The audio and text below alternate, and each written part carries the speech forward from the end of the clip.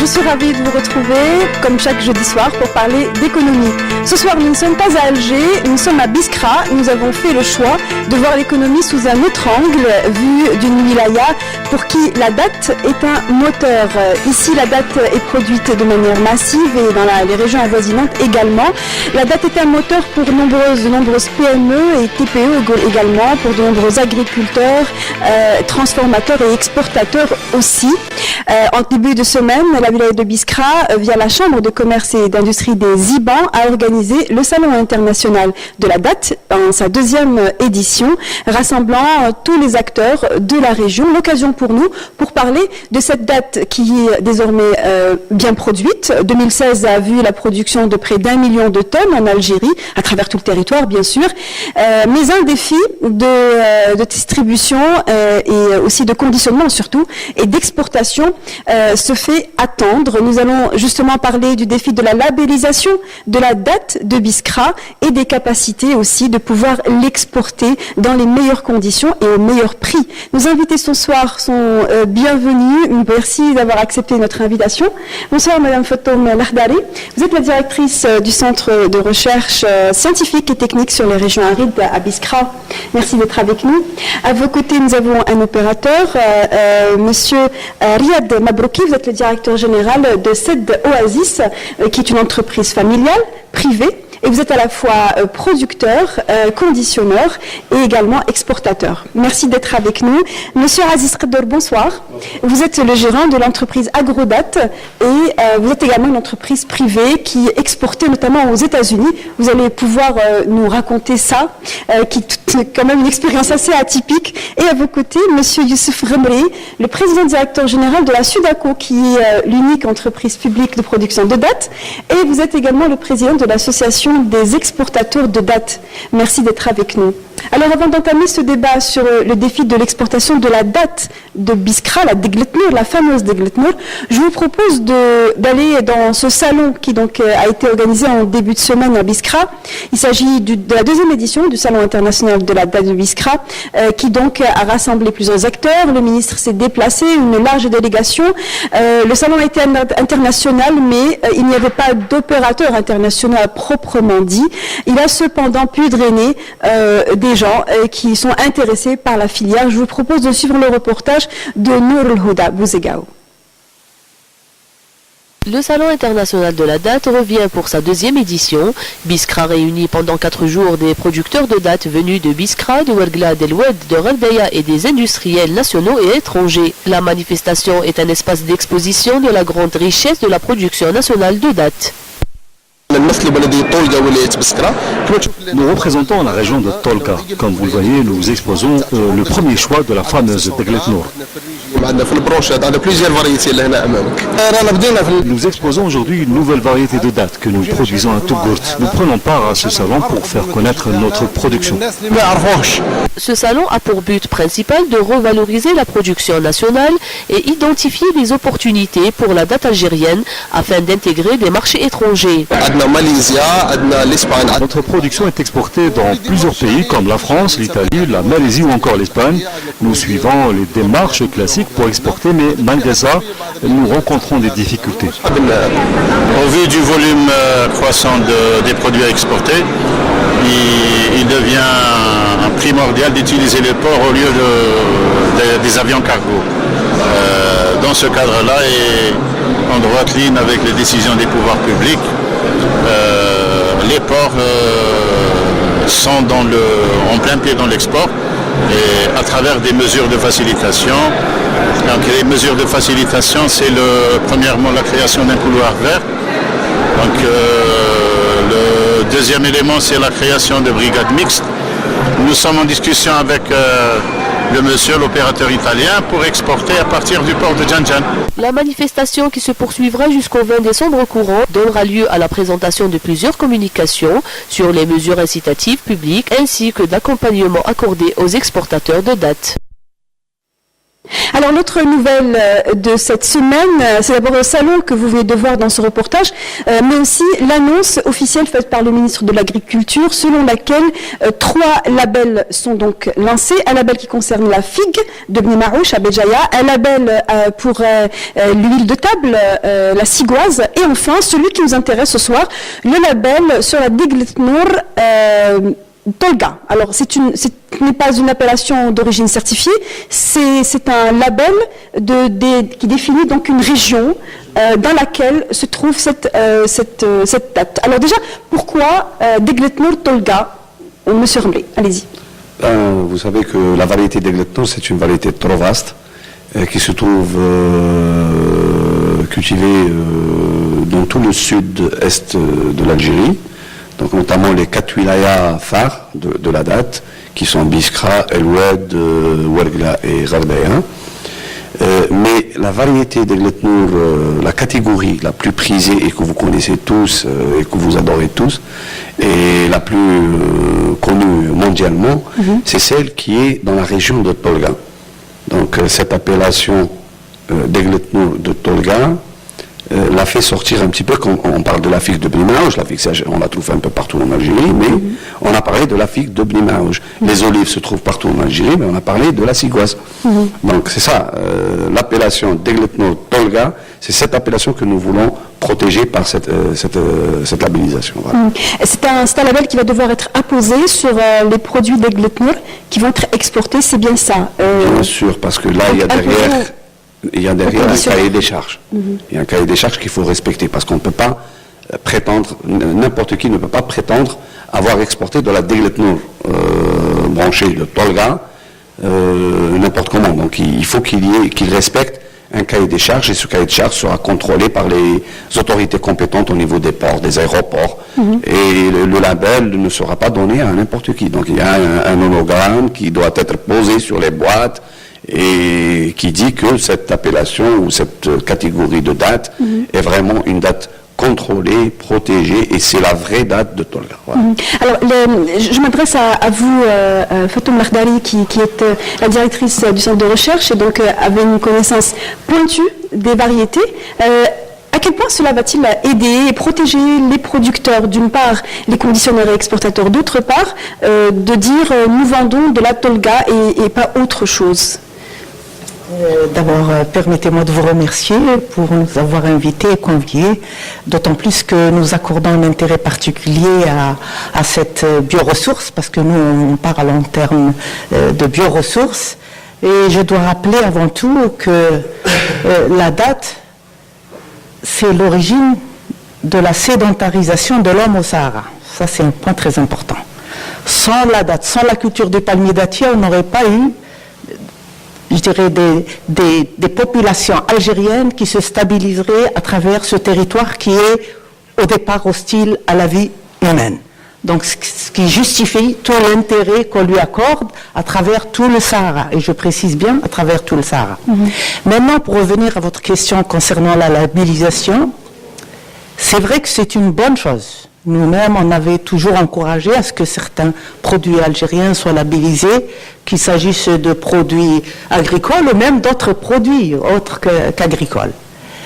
Maintenant, pour revenir à l'appellation date de Diglet Nour de Tolga, autant on est content et on encourage cette appellation, autant on aurait souhaité que cette appellation soit élargie à la date de Diglet Nour d'Algérie. Je m'explique pourquoi. Parce que c'est une appellation géographique et le territoire de la variété Tolga est parti de l'Ouadrir pour aller vers les Ibans et le Souf. Et croyez-moi, si on se limitait à exporter rien que les dates des Ibans, on n'irait pas très loin. Si on se limitait à exporter rien que les dates de l'Ouadrir, pourtant c'est la région la plus anciennement cultivée où il y a eu la première apparition de la Diglet Nour. On n'irait pas très loin. Donc nous, surtout dans cette conjoncture économique, nous avons intérêt à, je dirais, fédérer nos efforts et fédérer nos produits. Donc, c'est bien pour l'appellation géographique, mais j'aurais aimé que l'air soit étendu au Bas-Sahara. Et je pense que M. Remblé l'a dit, mais il n'a pas été jusqu'à l'analyse que je pousse actuellement en tant que centre scientifique qui doit toujours à la fois développer la connaissance, mais doit aussi donner l'alerte quand il faut la donner. D'autant que ce label il est très attendu depuis très longtemps par les producteurs, par les exportateurs également. Tout à fait. Il y a un autre point sur lequel je voudrais quand même intervenir. On rentre dans un contexte de changement climatique. Ce qui m'amène à dire que nous devons prendre en considération l'ensemble du potentiel biologique du palmier dattier, ou du moins les cultivars qui sont les plus cultivés et qui répondent à certains critères organoleptiques et de consommation et même d'exportation, parce que parmi le potentiel biologique, on a des variétés vraiment qui partiraient très loin. Justement, on leur accorde l'importance. On va revenir justement aux variétés dans un tout petit moment, mais pour justement définir cette histoire de label, c'est-à-dire que les consommateurs, lorsqu'ils sont à l'étranger et qu'ils ont accès à ce produit dont le label serait Degletnor Tolga, ça signifie qu'elle vient de Tolga. Mais quelle garantie finalement peut-on avoir que réellement cette date, est-ce qu'il y a des organismes certificateurs qui vont permettre de dire cette date, elle a tel calibre, elle répond à un tel critère et elle vient réellement de la ville de Tolga, sachant que les Algériens le savent, ce n'est un secret pour personne. Si on va à l'étranger, on va trouver de la date algérienne vendue en France, mais sous un emballage tunisien. Donc, on sait très bien que la Tunisie nous a énormément devancé sur le niveau du conditionnement, quoique nous essayons de faire des efforts. Quel est votre point de vue, à vous, en tant qu'entreprise qui conditionne et exporte également? Pour moi, surtout pour les dates de Tolga, normalement, elle doit être certifiée, premièrement. Après, il doit être une marque spéciale dans les boîtes et qui est, par exemple, conditionnée par quelques usines, ici et pas à Biskra. C'est ça mon... Oui. Est-ce qu'aujourd'hui, les dates que vous exportez passent par justement un organisme qui va les certifier? Pour moi, j'exporte presque à 90% pour les États-Unis. Mais moi, je ne travaille pas avec les dates de Tolga. Je travaille avec les dates de Wadrir et de Sidi Oqba. C'est ça. Mais sans label? Sans label. Moi, je vois tous les dates de l'Algérie sans label. C'est ça. Oui. Mais est-ce que vous êtes d'accord aussi pour dire qu'un label, ça peut aider aussi à mieux placer ses produits à l'international? Je pense aussi, mais par contre, il faudra juste essayer de voir si on ne peut pas définir la qualité de la date de Tolga. C'est-à-dire parce que date d'Egletnor, ça va de Ziban jusqu'à Wadrir. Mais la date de Tolga, elle n'est pas comme celle de Wadrir. C'est pas possible, elle n'est pas comme celle de Wadrir. Voir si on peut pas faire un cahier de charge ou bien une qualité ou rajouter sur la labellisation, si on peut rajouter, je ne sais pas ce qu'on peut rajouter, mais Bien sûr, allez-y. Attendez, là peut-être on fait fausse route. C'est qu'il y a une chose, c'est que cette labellisation n'est pas venue par hasard. C'est un travail qui a été débuté en 2004, dans la région de Tolga, avec 284 agriculteurs, avec un institut, l'Institut technologique de l'agronomie saharienne, l'ITIDAS, premièrement. Deuxièmement, ça a été repris il y a 2 ans. Vous savez qu'il y a un comité national de labellisation qui a été nommé par un arrêté ministériel en 2015, fin 2014, début 2015, je pense. Bon, ce comité national a eu affaire à des experts étrangers et nationaux. Entre autres, nous avons notre institut qui avait déjà préparé ce cahier des charges. Et un travail qui a été fait dans le fond. Donc, le cahier des charges, il est là. On a arrêté un cahier des charges. Il est là maintenant. Vous avez parlé de calibrage, de la couleur, du goût, du nombre de fruits dans la branche, et ainsi de suite. Le cultivar, traitements que subit également le palmier. Il y a tout un cahier des charges à la disposition de nos contrôleurs, qui sont les autorités compétentes qui doivent contrôler ce produit. Maintenant, vous avez parlé de pourquoi une labellisation. Vous savez qu'il y a eu un piratage, vous l'avez dit, un piratage de cette marque-là, et c'est pour ça que la Degletnor, qui est notre produit phare, qui est notre vitrine, qui peut drainer le restant des autres variétés ou le restant des autres catégories, parce que dans la Degletnor, il y a des catégories. Madame Lekhdari tout à l'heure a bien parlé du cultivar de Wadrir et de Souf. moi j'irai jusqu'à Zelfana aussi, il y a un cultivar qu'on doit respecter, et à titre d'information, ça je le dis, je suis conscient, je suis responsable de ce que je dis, même Aziz vient de le dire tout de suite, 80% de nos exportations ne sont pas la Degletnour de Tolga, c'est la Degletnour, ce qu'on appelle chez nous industrielle, qu'on met en ravier, qu'on hydrate, parce que les zones arides, Madame Khdavi les connaît mieux que moi, font que nous avons une variété de dattes qui rentre dans la sorte d'Egletnour, qui est un peu desséchée des conditions climatiques, que nous hydratons, et il y a un process qui se fait, et que nous exportons plus que la variété d'Egletnour fraîche, celle de Tolga, qui est très connue par sa dorure, par sa couleur, par tout ce qui s'ensuit. Voilà. Allez-y, madame. Je vais revenir là-dessus, parce que c'est quand même un sujet très important. D'abord, si mon collègue nous le permet, quand j'ai parlé de l'Ouadri Rouadsouf, je n'ai pas encore parlé des cultivars, parce que les cultivars, ce n'est pas uniquement le bas Sahara qui est concerné, c'est tout le Sahara. Parce que quand on regarde le réseau d'oasis algériennes, il va d'est en ouest.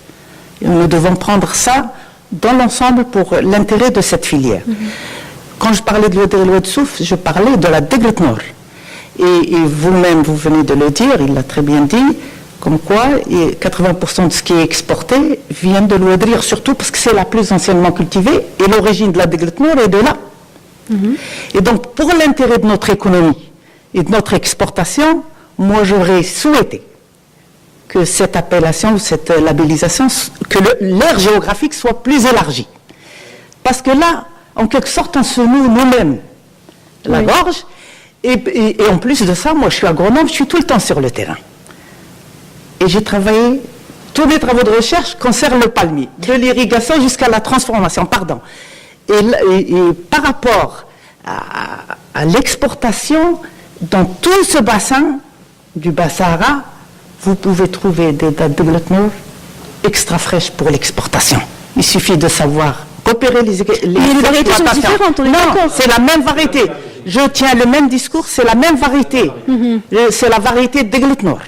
Et en plus, nous devons être vigilants par rapport à l'avenir. Vous voyez pourquoi? Parce que on n'est même pas sûr que notre Degletnour, on ne va pas migrer avec les changements climatiques. Donc nous avons plus intérêt à élargir l'aire géographique. Et je dirais la même chose pour toutes les espèces qui sont spécifiques à l'Algérie. Voilà. Monsieur.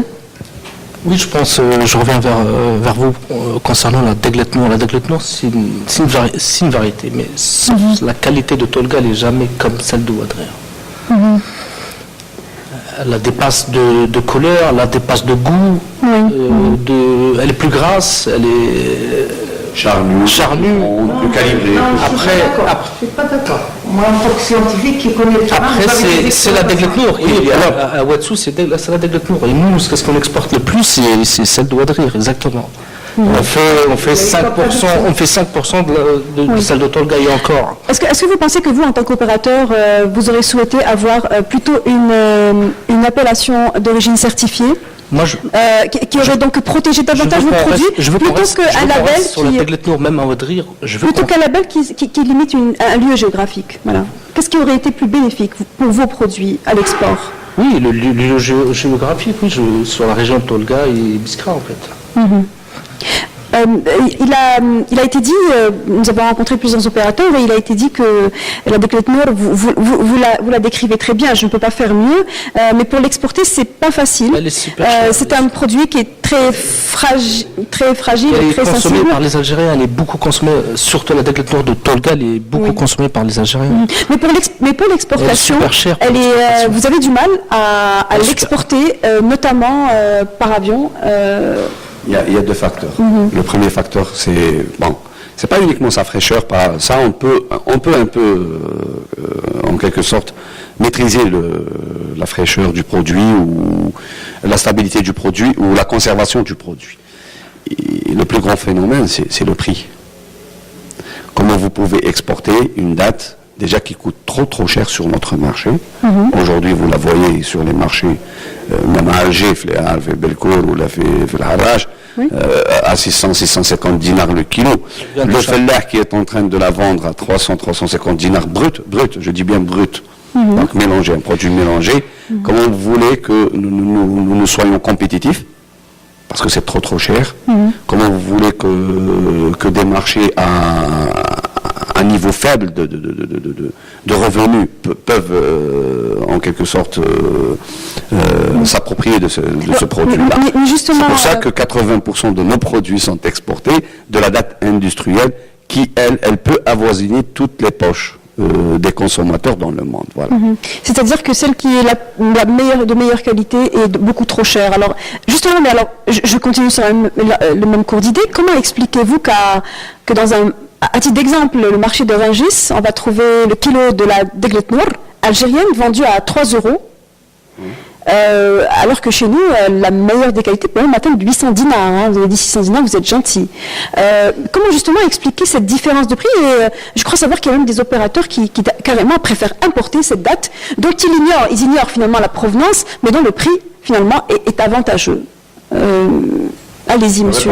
Allez-y, oui, tous les deux. Vous êtes tous les deux concernés de toutes les façons. Il y a plusieurs facteurs. Bon, mes collègues vont le confirmer ou vont rajouter quelque chose, mais moi je dis tout simplement parce que il y a trop de fuites en Algérie. Moi j'en ai parlé il y a longtemps et j'en ai parlé même avec vous dans une de vos émissions concernant Rungis. Rungis, vous savez qu'il y a beaucoup de gens qui livrent à Rungis par le fait du voyageur. Donc il prend sa voiture, il met 200-300 kilos dans sa voiture et il y va. Donc là, il y a ce marché parallèle des devises. Là, on est sur des petites quantités. Hein, attention, ces petites quantités, mais c'est des gouttes qui vont déborder un petit peu le verre après. Hein, parce que à 300 kilos, combien de véhicules vous avez pendant l'année qui part et qui sort, qui en sort. Il y a peut-être, je dirais, c'est vrai, il y a peut-être des actions frauduleuses. Il y a des gens qui ouvrent cette année un registre, l'année prochaine, vous n'allez pas le trouver. Donc, ils ramènent des conteneurs, ils partent, ils vont à n'importe quel... Des opérations spot, cette différence des devises, et mon ami Aziz vous le dira, qui fait le mal, parce qu'il exporte, il ramène des devises de là-bas, il les revend ici à presque, je dirais, le double. Et c'est ça le problème qui se pose. Donc, il y a de la fuite en avant, il y a des gens qui ramènent de la dette, qui la vendent à ces prix-là. Il y a beaucoup l'informel aussi. Hein. Il y a beaucoup l'informel au niveau de nos frontières. C'est pas vraiment sécurisé. Au niveau en Tunisie ou bien au Maroc, notre marchandise, elle sort très très bien. Quand vous dites informel, c'est-à-dire qu'il y a un transfert de marchandises de manière informelle. C'est bien ça. C'est-à-dire que la marchandise locale est en train de partir à travers les frontières, d'être vendue sous un autre label, mais sous d'autres noms aussi. Si vous permettez, j'aimerais intervenir. Une seule chose. Moi, j'ai vu, par exemple, l'année passée, au port d'Alger, beaucoup des immigrés qui sont, par exemple, portés de presque 2 tonnes à 2 tonnes et demie. Lorsqu'ils reviennent d'ici d'Alger, retournent en France, par exemple. Ils n'emportent pas 2 tonnes et demie, quand même. Comment? C'est 2 fourgons que j'ai vu, moi. C'est 2 fourgons que j'ai vu, moi. Un immigré qui venait ici, par exemple, pour passer des vacances, après il revient avec 150 kilos à 200 kilos, par exemple. C'est ça, c'est beaucoup, ça. Après, ils le revendent chez quelqu'un là-bas, chez Solaire. Si vous permettez, moi, j'aimerais... Allez-y, Fatou Merdari. Il y a quelques années, j'avais été impliquée dans une étude... Le micro, s'il vous plaît. Pardon. Il y a quelques années, j'ai été impliquée dans une étude, justement, de la commercialisation de la filière date. Et je me suis rendu compte au bout de mon analyse, après plusieurs semaines où j'étais sur le sujet et sur le terrain jusqu'à nos frontières du Sud, j'avais constaté déjà, vers 97-98, que déjà un bon paquet de la date dite commune, parce que pour nous c'est d'autres cultivars. Le mot commune, on ne le reconnaît pas, nous, les scientifiques. Qui passait, il y avait une bonne quantité qui était exportée par la voie légale, mais il y avait beaucoup de marchandises qui passaient soit sous forme de troc, mais les quantités étaient très intéressantes. Ce qui m'amène à dire et à redire que nous devons élargir notre champ de vision pour l'exportation de la date. Il nous faut réfléchir en tant que stratège pour valoriser ce potentiel. Il nous faut sortir de la date, de son cloisonnement, je dirais, à une entité géographique ou à un nombre réduit d'exportateurs ou un nombre réduit d'institutions qui interviennent. Non, il faut avoir une vision plus large. Et plus intégrée, donc. Et l'Algérie, elle a un potentiel, certes, très important. Les collègues se sont exprimés sur le prix en faisant la comparaison entre l'intérieur et l'extérieur. Et je suis d'accord avec la personne qui veut vendre à un prix intéressant au niveau national. Pourquoi elle irait plus loin? D'autant plus qu'il y a souvent des difficultés. Quoique maintenant, quand même, l'État ouvre et aide et encourage. Mais moi, il y a une question qui m'interpelle. Pourquoi la Deglet Nord, elle est 3 fois moins prisée à Rungis que la Medjoul? C'est-à-dire la Medjoul? La Medjoul, c'est un cultivar qui existe ailleurs. Il y a certains spécimens qui existent chez certains agriculteurs, mais si on veut vraiment faire de notre date, qu'elle soit la Deglet Nord ou autre, il faut qu'on regarde les prix à l'international. Pourquoi la Medjoul? Elle fait 4 fois le prix de la Deglet Nord. La Deglet Nord, elle fait 3 euros, 3 et quelques, pas plus. La Medjoul, quand elle baisse, elle fait 12 euros. Et au moment des fêtes, les pays occidentaux, qui les fêtes de fin d'année, elle arrive jusqu'à 18-20 euros. Oui. C'est ça le questionnement que j'aimerais qu'on se pose. Parce qu'ils ont des bonnes coopératives qui travaillent.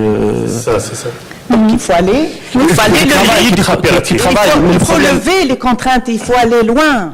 Il faut à la fois lever les contraintes, je dirais, administratives, commerciales, mais il faut travailler sur le terrain avec les agriculteurs. Il faut intégrer le scientifique aussi dans notre démarche et dans notre stratégie. On va écouter les autres, justement, leur point de vue. Monsieur il faut faire la publicité du Deglet Nord au monde. C'est ça, il y a beaucoup de... Mais la publicité, on l'a fait depuis longtemps. Et vous parliez de créer des rassemblements, mais il y a une association, il y a des chambres de commerce, il y a un cadre. Pourquoi ce cadre-là n'arrive pas à intégrer justement ces problématiques auxquelles font face les exportateurs, selon vous? Pour moi, il faut créer des coopératives. Des coopératives qui aident les villas, en même temps, qui font beaucoup de publicité, c'est le Deglet Nord. Parce qu'il y a beaucoup de gens sur le monde qui ne connaissent pas le Deglet Nord. Voilà, ils connaissent le Medjoul, comme elle dit madame, jusqu'à 2 euros. Si tu goûtes Medjoul entre Deglet Nord, c'est une grande différence. En termes de qualité, bien sûr. Toute la qualité, le goût, la charmante, l'habilité. Si vous permettez, on a parlé du Medjoul, attention, il y a aussi un lobbying pour la date algérienne. Exactement. Il y a un grand lobbying. C'est-à-dire? Il y a un lobbying, il y a des gens qui ont des circuits de distribution en Europe, pour partout dans le monde. Bien fermés en eux-mêmes et bien faits. Et bien suivis avec la traçabilité, c'est-à-dire de la palmeraie jusqu'au consommateur final. La Medjoul aussi, nous, on peut pas le faire. Ils ont pu ancrer un système, je dirais, spirituel pour la distribution de la Medjoul. C'est un peu, vous avez parlé des fêtes de fin d'année.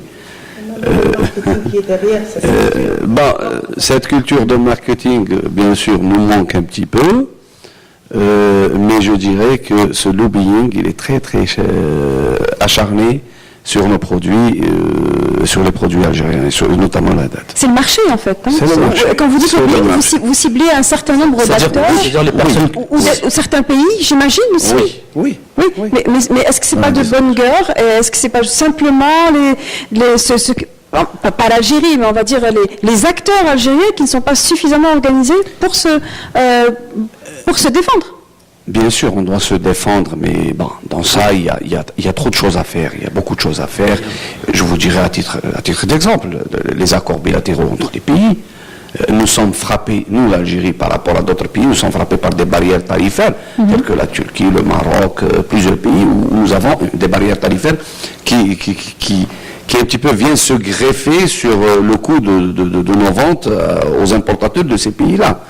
Donc, il n'y a pas uniquement ça, il y a beaucoup de choses. Il y a beaucoup de choses qui rentrent en jeu dans l'international, je dirais, dans le marché international. Il y a aussi les services. Parce que dans tout produit, dans toute vente commerciale, il n'y a pas uniquement le côté prix-qualité, il y a les services. Et nous, c'est ce qui nous manque beaucoup en Algérie. Si on parle de la logistique, nous sommes trop loin.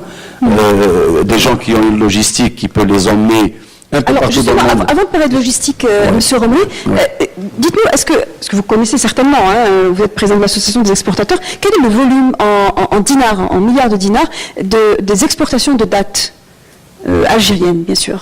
Non, je peux le dire en dollars. En dollars, oui, ces exportations. Il avoisine. Oui. Malheureusement, il avoisine dans les 30 millions, 35 millions de dollars. D'année en année, là, voilà. Oui, et donc des contraintes. Alors les contraintes, et parmi ces contraintes à l'exportation, nous sommes à Biskra et nous allons prendre comme départ Biskra, puisque nous y sommes et puisque les opérateurs qui ont participé à ce salon international des producteurs de Biskra, eh bien déplorent le fait que l'aéroport de Biskra, eh bien, qu'ils ne puissent pas faire, en tout cas envoyer leurs marchandises via cet aéroport. Ils sont obligés de leur faire parcourir 400 km, donc aller jusqu'au nord, emprunter des bateaux qui vont donc ensuite ils sont amenés à exporter des produits, des types de dattes qui se résistent en fait, mais qui ne sont pas toujours les meilleurs. On n'a même pas de compagnie maritime encore. L'Algérie n'a pas de compagnie maritime. Hein. Écoutez, concernant l'aéroport de Biskra, le fret à l'aéroport de Biskra a été inauguré il y a très très longtemps. C'était le début des années 2000. Mais le problème de la date, on ne peut pas exporter uniquement par avion parce que déjà le coût est trop cher.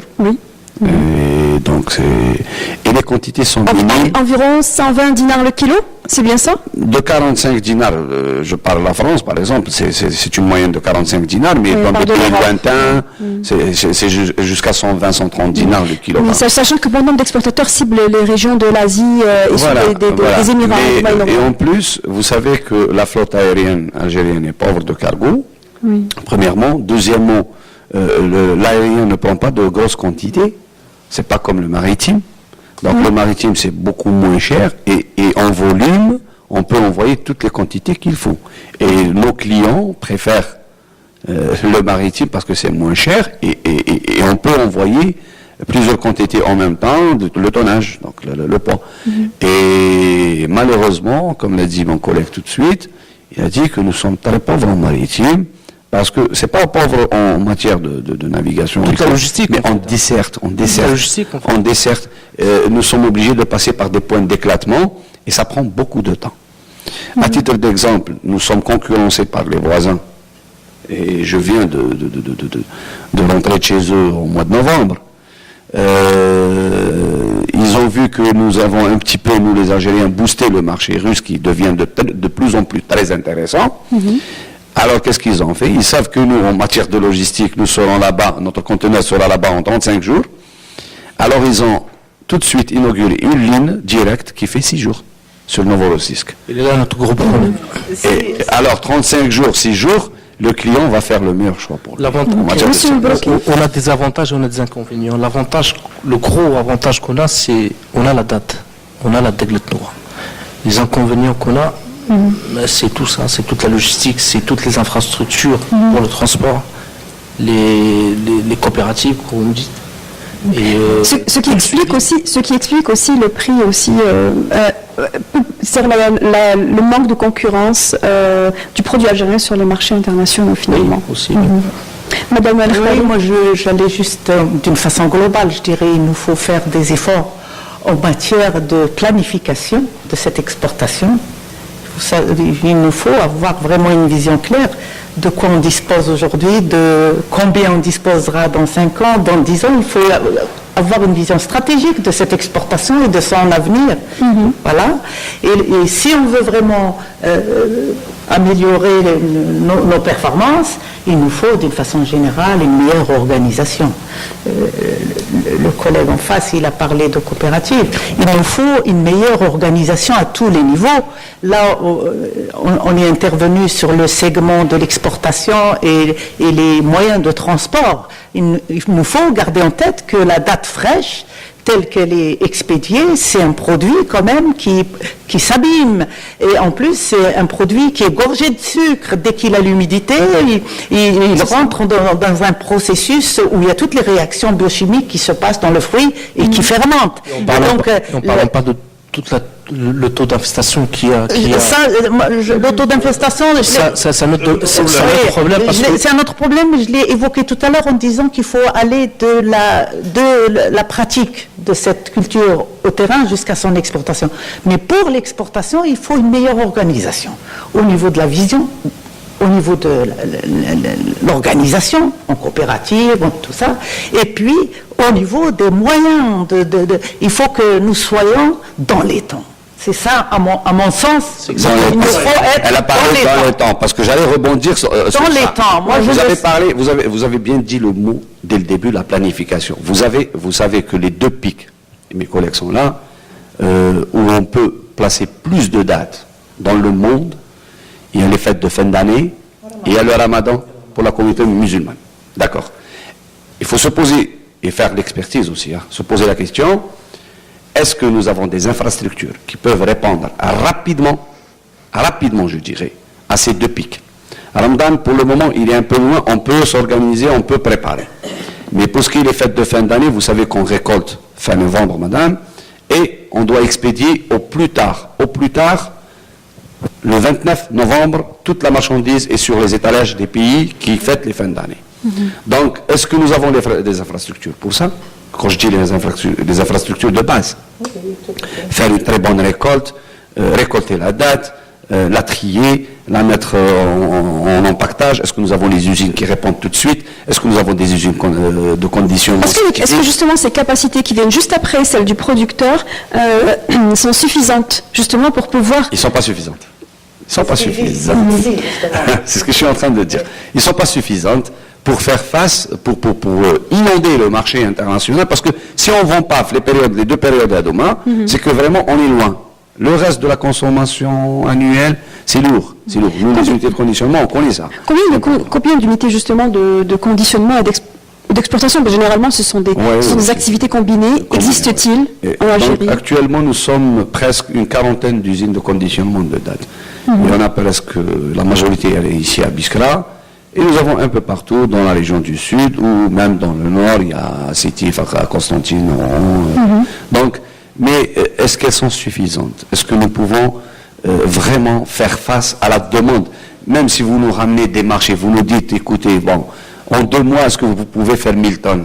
Moi, personnellement, dans mon unité de conditionnement, je vous dis impossible. Parce qu'il y a une histoire de main-d'œuvre. Vous savez que le travail de la date, c'est pas un travail comme faire des tables comme ça, des machines automatiques.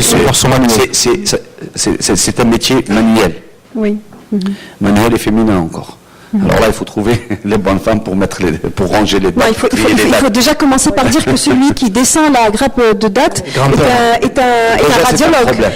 Ils prennent 3000 dinars de la journée, c'est bien ça. Mais écoutez, on peut trouver la solution dans la mécanisation. Madame peut en parler mieux que ça. Oui. Alors, avant de parler des solutions... Ça coûte super cher pour les agriculteurs, ça coûte super cher. Voilà, avant de parler des solutions justement de mécanisation, essayez de faire le constat. Alors, lorsque la récolte est très bonne, alors on est dans une configuration de fin d'année, où il faut mettre le produit le plus rapidement possible sur le marché.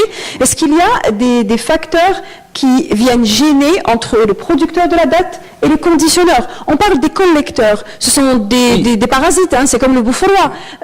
Ce sont des opérateurs qui collectent la date, qui, selon les saisons, font de la rétention ou pas? C'est des maillons invisibles de la filière. Voilà. Je voudrais avoir votre avis, M. Qaddour. Ces collecteurs-là, et ils font pression sur les conditionneurs. Exactement, ils font des pressions sur les conditionneurs. Et nous, les conditionneurs, on a un gros problème par rapport à ça. Vous ne produisez pas, vous faites seulement ce conditionnement à exportation, c'est bien ça. Donc vous êtes finalement tributaire de quelqu'un qui va vous ramener finalement la marchandise, c'est bien ça. Oui. Par exemple, lorsqu'on m'a ramené la marchandise, je trouve qu'il y a beaucoup de bouffarois ou bien beaucoup d'infestations, ça me fait un grand problème pour moi. Et c'est ça, pour le client, je ne peux pas satisfaire mon client. Oui. C'est ça. Donc une perte de temps dans la sélection. Oui. En évoquant les collecteurs, vous avez parlé de l'organisation de la filière. Vous savez que nous sommes une filière complexe, premièrement. Parce que le domaine du conditionnement et de l'exportation de la date, c'est un domaine multisectoriel. Ce n'est pas uniquement l'affaire de l'agriculture, parce que l'agriculture, normalement, doit s'arrêter à la production. On a produit, Bien sûr, vous avez parlé, on a produit dans les meilleurs facteurs possibles, il n'y a pas d'infestation, il n'y a pas de... Meilleures conditions. Dans les meilleures conditions possibles. De là, nous passons au marché. Donc, tant qu'on passe au marché, aux collecteurs, aux grossistes, aux stockeurs, ça c'est l'affaire du commerce. Après, on va passer, quand on parle de la logistique portuaire, aéroportuaire et tout, on est en train de parler du transport. Oui. On a des intervenants tels que les finances. Donc il y a les banques, il y a la douane, il y a... Tout ça rentre, donc nous sommes multisectoriels. Mais dans cette, je dirais, chaîne de cette filière, il y a des maillons.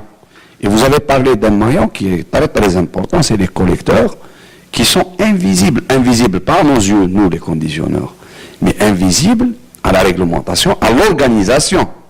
Parce que tout à l'heure, mes collègues... Ils ne sont pas identifiants. Ils ne sont pas identifiants. Identifiants, pas identifiants. Monsieur, en gros, vous dites que vous êtes tributaire d'une activité informelle. D'une activité informelle qui se coupe entre nous. Parce qu'il n'y a pas une contractualisation directe entre le conditionneur et le fellah. Et elle ne pourra jamais être, parce que sinon je dois contracter, si j'ai besoin de 1000 tonnes, il n'y a pas un fellah qui peut me donner 1000 tonnes. Je dois contracter, madame le confirmera, plusieurs fellahs. Il y a un qui produit 20 tonnes, l'autre 30 tonnes, l'autre 30 tonnes. Mais un bon collecteur qui peut collecter ces 1000 tonnes, mais qui soit identifié, qui rentre un petit peu. Nous ne sommes pas contre les gens qui travaillent, mais qui rentrent, parce que là, un autre problème qui va se poser par la suite, c'est le problème de la traçabilité. On perd la traçabilité entre le fellah et le conditionnement. Oui, c'est ça. C'est impossible de créer une traçabilité correcte. Justement, si vous permettez, quand j'ai parlé d'une meilleure organisation et d'une planification, j'ai insinué justement la prise en charge de toutes les contraintes et de toutes les faiblesses que l'on enregistre aujourd'hui. Et en plus de ça, ça permet plus de traçabilité. Une meilleure organisation, une meilleure planification, ça veut dire une meilleure traçabilité sur l'activité de bout en bout. Et ça me paraît essentiel. Je voudrais juste comprendre, si les collecteurs sont incontournables, on parlait tout à l'heure de qualité, on parlait de calibre, donc on est dans quelque chose de très détaillé. Pour les exportateurs notamment, comment vous faites est-ce que vous faites confiance à ces collecteurs? La marchandise qu'ils vous ramènent, est-ce que vous validez la qualité des produits qu'on vous ramène? On essaie de vérifier nous-mêmes, donc on a des contrôleurs de marchandises, mais c'est un peu compliqué, Alors justement, entre autres complications, ces collecteurs-là font de la rétention de stock, c'est-à-dire qu'il y a des périodes où les stocks sont mis dans des frigos, c'est bien ça, et ensuite redistribués. Est-ce que c'est aussi ça qui contribue à la hausse des prix, enfin à la hausse des... C'est un prix qui finalement s'accumule. Il y a de la spéculation, bien sûr. La spéculation, mais dans tous les domaines, hein, dans tous les domaines, il n'y a pas que la date. Hein. Il y a un marché anarchique et informel. Oui. Ça, on le reconnaît dans tous les produits agricoles. Hein. C'est pas uniquement dans le... Moi, je voudrais comprendre, est-ce que c'est possible, hein, parce que je sais qu'on est dans une filière assez particulière, mais on sait que dans la filière lait, dans la filière céréales, les producteurs, non, plutôt les transformateurs, dans votre cas, conditionneurs et exportateurs, vont faire des conventions avec les agriculteurs. Donc, ils s'engagent avec eux selon des et avec la labellisation, je pense, avec la labellisation... Et donc ça sera déjà une qualité et une disponibilité de... Mais comme je le dis, c'est un peu difficile parce que un fellah ne peut pas satisfaire à lui seul. Ah non, mais contractualiser plusieurs. Mais une unité de conditionnement qui fait 3000 tonnes, qui fait les 2000 tonnes. Là, il vous faut 200 minimum 200 fellahs. Donc, à son niveau, dans son usine, et c'est toute une gestion, c'est un peu difficile. Mais je dirais que cette filière, quand elle va s'organiser, mes collègues depuis tout à l'heure, et madame aussi, vous parlez de l'organisation professionnelle et l'organisation, vous parlez des coopératives, on a parlé des consortiums, on avait parlé des clusters, on a parlé des associations, des comités interprofessionnels, et ainsi de suite. On en parle en Algérie. Mais comme je vous l'ai dit, c'est multisectoriel. C'est quand on fait une organisation, il faut que même cette organisation soit multisectorielle aussi, qui peut gérer cette filière, qui peut accompagner cette filière. L'administration, son rôle, c'est l'accompagnement. Ça ne gère pas, c'est l'administration. Mais les professionnels doivent être aidés, comme le font nos voisins, aidés par l'administration à réglementer un petit peu ce souk, en quelque sorte. Hein. Oui, c'est ça. Comme je vous l'ai dit, malheureusement pour nous en Algérie, nous avons un produit noble, un produit de qualité, un produit qui coûte cher aussi, qui circule nu en Algérie. Merde. Il part de Tolga ou de je ne sais pas où, jusqu'à Mernia, jusqu'à Tbissa, sans identification, dans des bacs en plastique. Dans des caisses en plastique. Sans circule. Un micro, si vous me permettez. Excusez-moi parce que je suis assez fatiguée à force de me déplacer et de travailler, donc je perds un peu le... C'est nous qui vous remercions d'être avec nous encore. Mais je tiens à dire quand même que, à la fin, moi, parce que moi, ce qui m'intéresse, c'est l'analyse pour mon pays.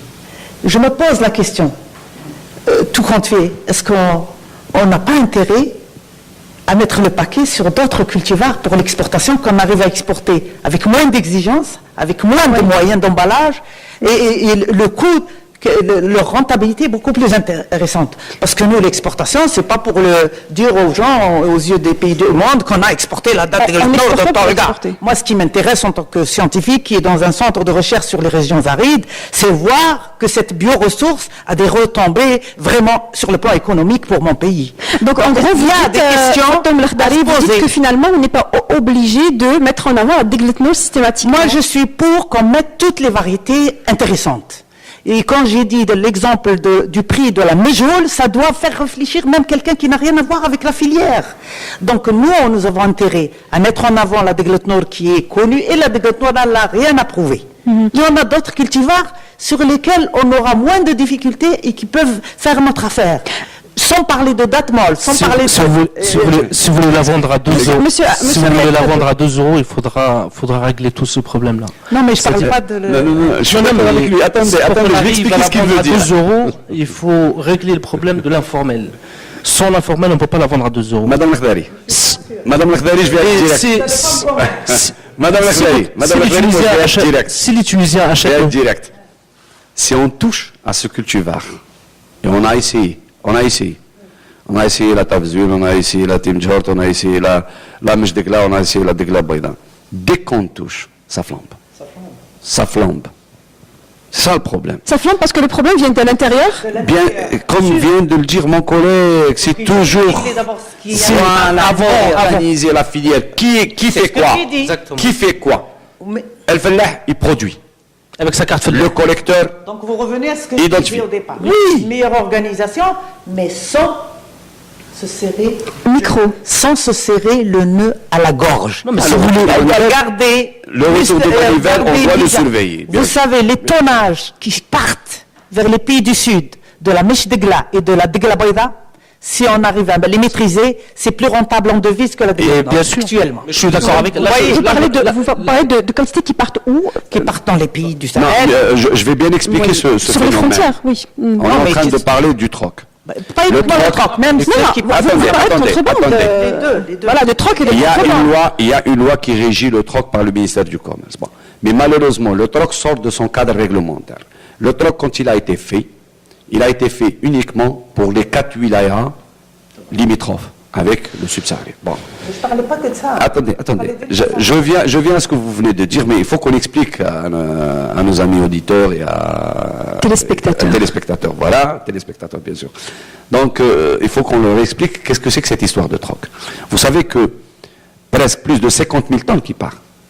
Malheureusement, le troc est sorti de son cadre réglementaire parce que le troc, normalement, il est fait dans une région donnée contre d'autres produits que les gens qui habitent le lointain Sahara à l'intérieur du pays en ont besoin. Donc c'est un troc qui se fait contre d'autres produits tels que le thé. Vous voulez dire que ce ne sont pas les 4 pays limitrophes qui en profitent seulement? Malheureusement, il est sorti de son cadre réglementaire. La dégletno n'était pas concernée, même la dégletno industrielle n'était pas concernée, maintenant elle est concernée. Les wilayas productrices Ouergla, Biskra, Gherdaya n'étaient pas concernés. Maintenant, ils sont concernés. Les gens, ils me foutent la pagaille dans ces marchés-là. Ils viennent, ils prennent la date d'Egletnor industrielle de Ouedrir, de Ouergla, de Ouedsouf, et ils l'emmènent dans le troc, alors que c'est interdit. C'est interdit, c'est pas dans la loi. Et je vous ai dit, c'est plus de 50 000 tonnes qui partent derrière. Si on peut réglementer, comme vous l'avez dit, si on peut réglementer ce circuit-là, le réglementer, le rendre dans son règlement, dans sa réglementation déjà dite dans la loi, on va rajouter aux 30 000 tonnes qu'on exporte 50 000 tonnes. Et là, on va parler un autre chiffre.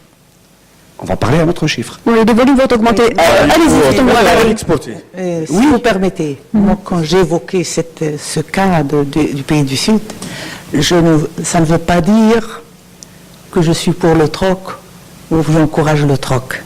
Moi, ce que je veux dire, réfléchissons bien, vu les quantités, pas forcément vers les pays du Sud, même vers les pays asiatiques. Ils ne sont pas demandeurs que de la galette nord. Je suis désolé, je connais bien leurs demandes. Contribution focalisée en général. Donc moi, ce qui m'intéresse, c'est le raisonnement économique pour mon pays. Si d'autres variétés peuvent apporter plus de devises à mon pays, et qu'elles sont là, et qu'elles me demandent moins d'efforts, il ne faut pas les négliger. Voilà, c'est mon raisonnement. C'est pour ça que je vous ai répondu, madame, parce que vous parlez des pays asiatiques. C'est vrai. Eux, ils consomment les dattes à $1, $1,50, et nous avons cette variété-là.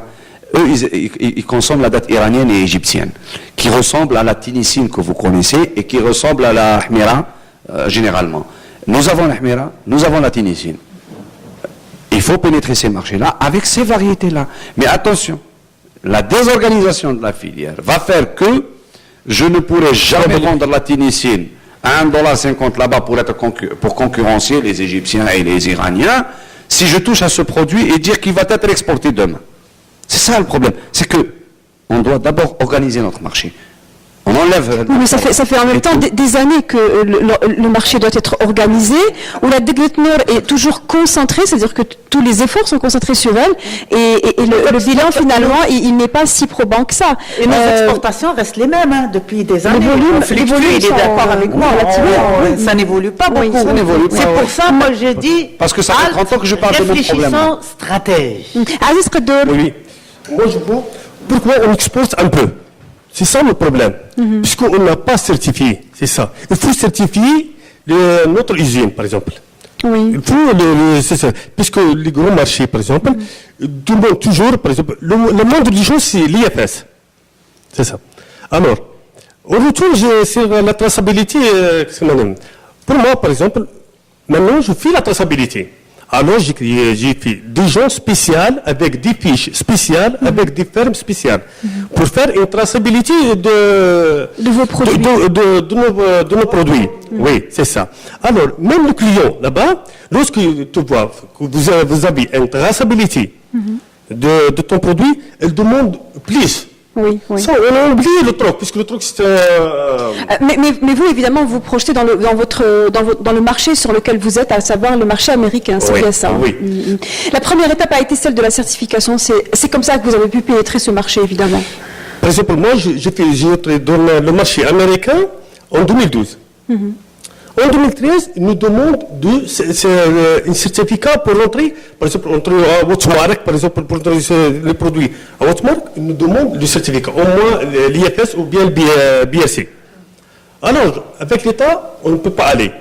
On a fait avec les GIZ jusqu'à 2014. Le GIZ, donc... après, on a arrêté. Oui, c'est ça. En 2014, aucun avancement.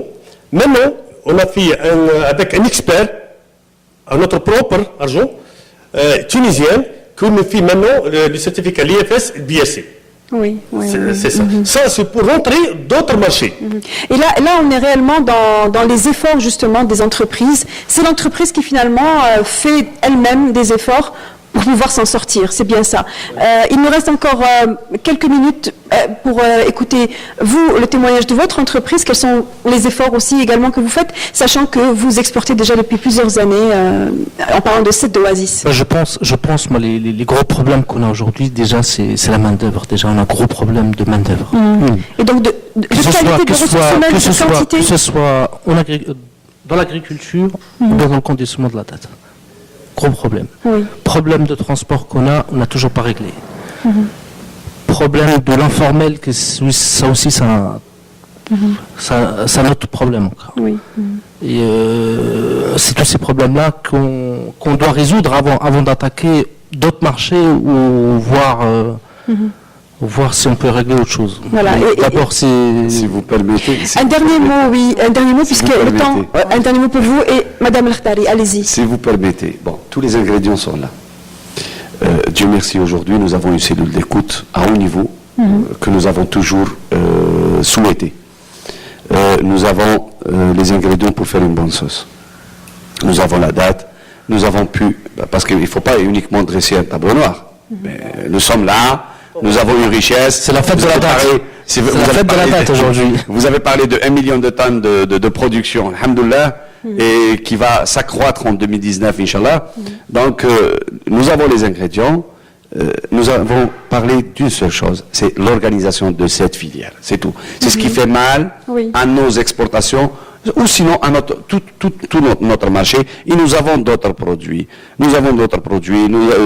La date pourra devenir, et nous l'avons dit en 2006 en créant cette association, la date pourra être la locomotive d'autres produits, parce que nous produisons, masha'Allah, beaucoup de produits agricoles en Algérie que vous avez vu, les tomates, les poivrons, les aubergines, les courgettes. Et c'est trop demandé. Nous avons beaucoup de demandes pour les produits. Le potentiel est là, c'est clair. Le potentiel est là. Les ingrédients sont là, il faut les mettre dans une même marmite. Le dernier mot est pour vous, Fatou Lakhdari. Merci beaucoup. D'abord, moi je dirais, je reviens à mon point de départ, promouvoir la date, oui, mais dans sa diversité.